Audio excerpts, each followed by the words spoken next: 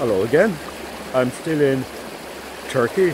I'm in a place called Pamakkule, I think, and I'm not quite sure if I got the pronunciation right.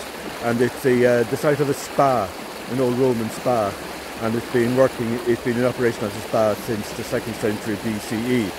Apparently it first came into existence when the river changed course due to a tectonic fault, and that allowed the river Menderes, and that allowed very hot springs to bubble up from deep in the earth, and the springs were so hot that they dissolved a lot of the minerals in the rock, so it dissolved and turned the chalk into calcium carbonate, which is this white stuff here that's up behind me. And so there's a vast mountain of this white stuff, this chalk, and it's quite hard. It's called what's the name? I think it's called Travertine. It's a type of marble, but softer marble. It's nowhere near as hard as marble, but it has some of the properties of marble, like it polishes well. And if you saw it in half and then polish the exposed surface, it almost looks like marble, but it's not as strong as marble.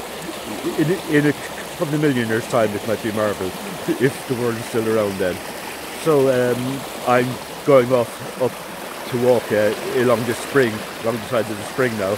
We have to take our socks and shoes off because they're worried that it might contaminate the pure white of the chalk. So it's quite cold at the moment.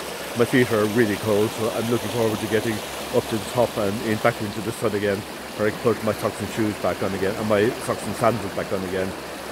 But it's interesting walking up here, because on the top, as you can see up here on the top of it, is a vast Roman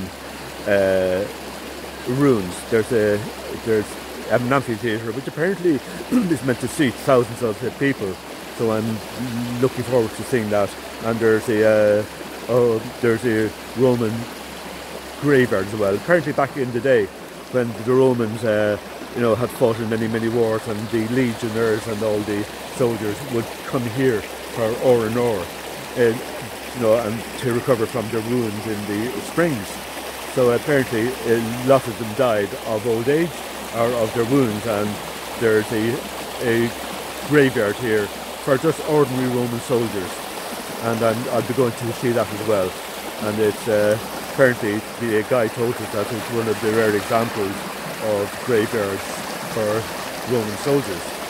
I don't know if that's fact or not, but that's what he told me, and he sounds convincing. So that's it. Had a quick spin around.